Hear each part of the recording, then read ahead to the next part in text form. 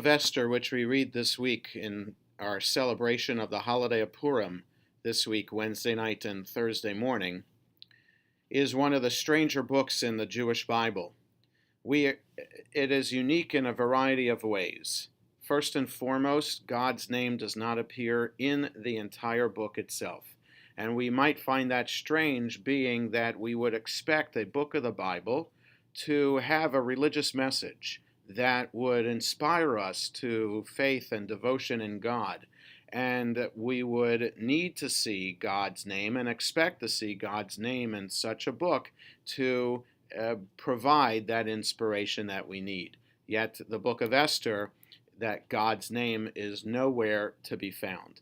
Also, the book itself seems to depict a historical event, and no matter how hard scholars try to find corroborating evidence for aspects of the story in real history, we cannot find it.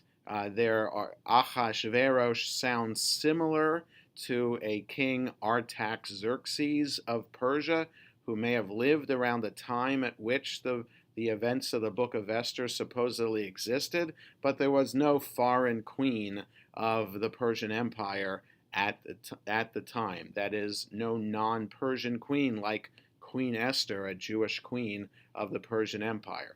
And elements of the book also are, the details are exaggerated almost to the point of being ridiculous. And so what is then the nature of this book? Why do we read a book that may not be a historical book?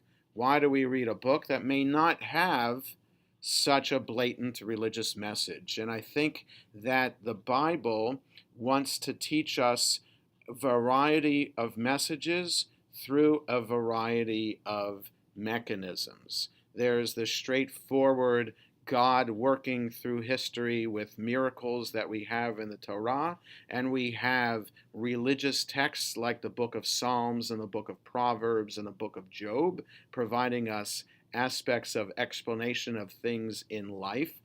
And we also have prophetic messages too, to try to inspire us to change. And we even have a book of fantasy, what it would be like understanding our current Jewish condition, that is, at the time that the book of Esther may have been written, a time in which Jews were persecuted perhaps by the Greek Empire, perhaps by the Roman Empire, a time in which Jews were not autonomous in their own land, what it would be like if we could be in charge, what would life be like if roles were reversed. And it's important to live out a fantasy like that and to have a day devoted once a year in which we can dream about what life would be like. And I think that could be and is an important message that we can take away from the book of Esther. Have a good week, and Chag Purim Sameach. Enjoy the holiday of Purim this year.